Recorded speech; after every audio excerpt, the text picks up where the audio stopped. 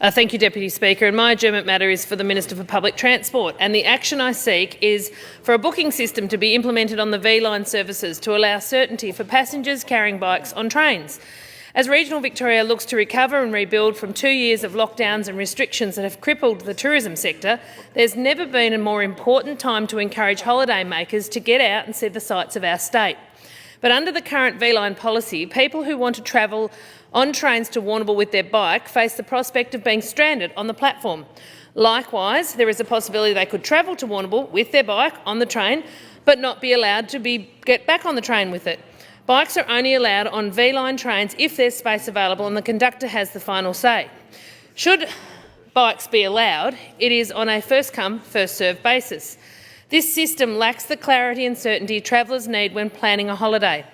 Having a situation where somebody could turn up trying to return home and they turn up to the station with their bike only to be told they can't take it with them is archaic and unworkable.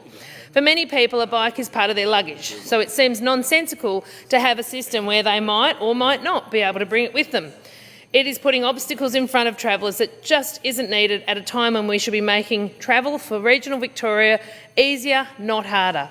The rising price of petrol looms and also acts as a deterrent for people visiting regional Victoria by car, which opens the door to encourage more people to travel via the V-Line service. This makes it even more crucial to have policies that encourage, not hinder, people from travelling on our trains.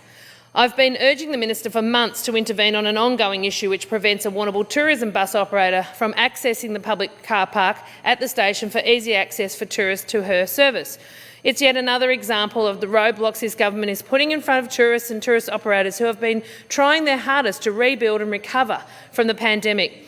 The South West Coast has many popular bike tracks and trails for riders of all ages and experiences. One of them is the Port Fairy to Warrnambool Rail Trail.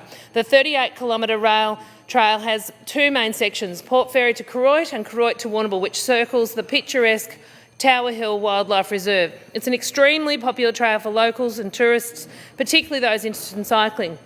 I'm sure many bicycle enthusiasts would love to explore our region, but the rail uncertainty situation prevents them from taking off.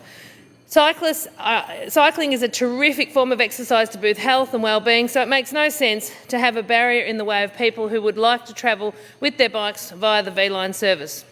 An online booking system is an easy fix and it makes sense.